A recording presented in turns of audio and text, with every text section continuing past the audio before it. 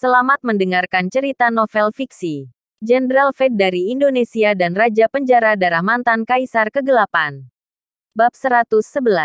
Kau yakin tak ingin hadiah ini? Ketika Liana mendengar pertanyaan pamannya, wajahnya yang cantik penuh dengan rasa malu. Alasan dia datang dengan tergesa-gesa kali ini adalah untuk membuat lintang kepada keluarga Halim. Dia bahkan pergi untuk membeli beberapa hadiah sebelum datang. Tetapi berdasarkan situasinya, hadiah-hadiah ini tak dapat disuguhkan. Hah, Liana, kau tak menyiapkan hadiah. Sangat tidak sopan untuk kakek karena kau tak bawa apa-apa. Ejek Lily. Dia ingin mempermalukan Liana. Jika Liana dipermalukan, Lintang juga akan terhina. Mungkin karena Liana sedang makmur sekarang. Dia meremehkan kita, saudara-saudaranya yang miskin. Ya, bagaimanapun juga, nama belakangnya Hermawan, dan bukan Halim. Dia bahkan tak mengeluarkan sepatah kata pun ketika suaminya yang tak berguna itu memukuli salah satu dari kita. Petik 2. Sementara itu, Liana menjadi bahan ejekan keluarga Halim. Dalam sekejap, ekspresi wajah cantik Liana menjadi sangat suram sehingga dia tampak seperti akan berteriak setiap saat. Dia hanya bisa terdiam dan berkata kepada tetua Master Halim, "Kakek, aku datang terburu-buru kali ini. Jadi aku tak menyiapkan apapun, aku hanya bisa membeli beberapa suplemen dari supermarket untukmu." Saat dia berbicara, Liana meletakkan hadiah yang dia bawa di atas meja. Ginseng, tanduk rusa, jamur cordyceps. Semua itu suplemen. Meskipun tak terlalu mahal secara individual, total semuanya mencapai hampir 200 juta. Namun, suplemen ini tampak kikir dan pelit jika dibandingkan dengan barang berharga yang dibawa tamu lain. Dalam sekejap mata, rasa jijik dan menghina menyelimuti tetua Master Halim dan anggota keluarga Halim lainnya. Kau terbukti sebagai presiden grup keluarga Hermawan karena begitu murah hati. Ada ginseng dan bahkan tanduk rusa. Apa menurutmu kami tidak pernah melihat semua itu sebelumnya? Ya, kau benar-benar memperlakukan kami seolah-olah kami ini pengemis. Jelas bukan lagu lama kalau sang gadis akan lebih condong ke keluarga suami. Jika aku jadi kau, aku pasti malu memberikan hadiah seperti itu. Namun, kau tak malu untuk mengeluarkan hadiah ini. Komentar pedas mereka naik menjadi keributan. Tampaknya belum mereda bahkan ketika Liana mengeluarkan hadiahnya. Ejekan itu mempermalukan Liana seakan-akan dia ditampar terus-menerus. Dia malu dan tak punya muka pada saat yang sama ketika seluruh tubuhnya gemetar. Tetapi pada saat itu, sebuah tangan besar tiba-tiba memeluknya. Liana hanya bisa merasakan kehangatan yang terasa dari tangan itu ke hatinya. Ketika dia menoleh untuk melihat, ternyata itu Lintang. Lintang, kamu. Liana menatap Lintang dengan heran. Dia tak tahu apa yang suaminya rencanakan. Setelah mendengar kata-kata itu, Lintang tak bisa tak menyeringai. Mereka suka membandingkan dengan orang lain dan mereka suka uang. Jadi, biar aku yang mengurusnya. Apa?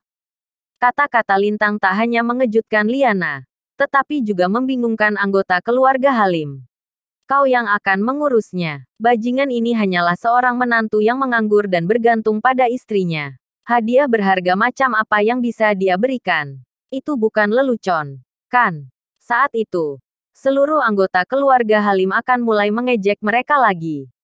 Tepat ketika mereka hendak mengejeknya, mereka menyaksikan pemandangan yang mengejutkan. Lintang mengulurkan salah satu lengan bajunya, dan dengan lembut menjentikkan kancing dari ujung lengan bajunya. Pluk, suara putusnya benang terdengar saat Lintang menarik kancing bajunya. Setelah itu, dia meletakkan kancing itu di kursi utama, dan menatap tetua Master Halim dengan acuh tak acuh.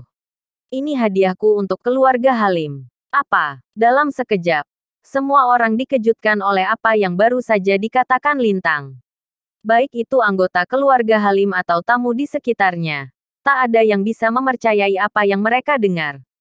Sebuah kancing sebagai hadiah. Wow! Semua anggota keluarga Halim dan tamu larut dalam kegemparan setelah mereka menyadari apa yang sedang terjadi. Apa dia agak sedeng? Bagaimana dia bisa membuka kancing bajunya dan memberikannya kepada tetua Master Halim sebagai hadiah? Penghinaan. Sepertinya dia mencoba mempermalukan keluarga Halim. Dasar bodoh. Hahaha. Kau akan menyaksikan segala macam hal aneh selama kau hidup cukup lama. Aku sudah hidup selama beberapa dekade. Namun ini pertama kalinya aku melihat seseorang menawarkan hadiah seperti itu. Petik 2. Gelombang hinaan dan hujatan mengelilingi ruangan itu. Di sisi lain, ekspresi tetua Master Halim dan semua anggota keluarga Halim berubah drastis. Lintang, kau mempermalukanku. Bola mata tetua Master Halim yang keruh menatap Lintang. Tampaknya menyala dengan api yang mengamuk. Pada saat yang sama, anggota keluarga Halim lainnya memelototi Lintang seolah-olah dia orang gila. Bahkan ketika dia ditanyai, Lintang menjaga kehikmatannya dan menjawab tetua Master Halim dengan cara yang mendalam. Kau sebaiknya meminta penilai untuk mengesahkannya sebelum lompat ke kesimpulan. Itu jauh lebih berharga daripada yang kau pikirkan. Kata-kata Lintang sekali lagi membuat ruang perjamuan menjadi kacau balau. Dia gila, omong kosong. Berapa sih harga sebuah kancing yang dicabut dari sebuah kemeja? Terlebih lagi, dia tadi meminta penilai untuk mengesahkannya. Bajingan ini benar-benar gila. Bajingan, ambil kancingmu. Kau mencoba menghinaku. Rasa malu tetua Master Halim meningkat seiring waktu berlalu. Lagi pula, jika dia benar-benar menyewa penilai untuk mengakreditasi kancing entah dari mana itu, dia dan seluruh keluarga Halim akan menjadi bahan tertawaan bagi semua orang. Namun demikian, Lintang tak terprovokasi sama sekali. Sebaliknya, dia berkata dengan kurang ajar, "Kau yakin tidak mau menerima kancing ini sebagai hadiahmu?" "Tidak," tetua Master Halim berteriak dengan sangat marah dan melemparkan kancingnya ke samping. "Beraninya kau menggunakan sampah seperti itu untuk merendahkanku." Ting ting ting. Kancing itu terlempar sejauh 3 hingga 4 meter oleh tetua Master Halim, membuat suara berdenting saat menyentuh lantai. Setelah mendengar suara kancing yang bersentuhan dengan lantai, seorang tetua yang duduk tepat di sebelah tempat kancing itu mendarat membuat suara yang mengejutkan. Tetua ini tampaknya berusia 50-an atau 60-an. Dia memakai kacamata presbiopia. Saat itu, dia membungkuk untuk mengambil kancing itu dan memberikan pukulan ringan. Tiba-tiba, suara mendengung yang mirip dengan suara angin bisa terdengar. Tetua itu tersentak ketika mendengar desingan itu, seolah-olah dia telah menabrak hantu.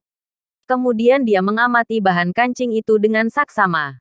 Semakin dia memeriksa kancingnya, keringat dingin terbentuk di dahi tetua itu. Semua orang di aula perjamuan tercengang ketika mereka melihat pemandangan itu. Tetua Wiraatmaja, mengapa kau memeriksa kancingnya? Kau seorang ahli perhiasan. Jangan bilang tombol ini terbuat dari berlian. Hahaha, ya. Tetua Wiraatmaja, kau tak mungkin menganggap serius kata-kata bajingan itu, kan? Siapa yang akan menggunakan batu berharga seperti itu untuk membuat kancing? Petik 2. Petik 2. Para tamu yang hadir tertawa. Jelas, mereka tahu identitas tetua itu. Dia merupakan salah satu pembuat perhiasan paling terkenal di kota Jakarta, dan datang berkesempatan berkolaborasi dengan keluarga Halim untuk meluncurkan bisnis perhiasan. Tetapi saat itu, si tetua, yang dipanggil Tetua Wiraatmaja, tak terganggu oleh ejekan itu. Dia bahkan menggelengkan kepalanya.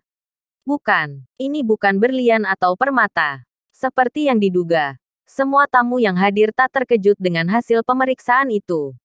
Terlebih lagi, ekspresi mengejek dan penghinaan di wajah tetua Master Halim dan semua anggota keluarga Halim semakin menjadi. Tetapi kemudian, suara gemetar tetua Wiraatmaja terdengar sekali lagi. Itu benar. Ini jelas bukan permata atau berlian. Tetapi nilai kancing ini 100 kali lebih mahal daripada berlian.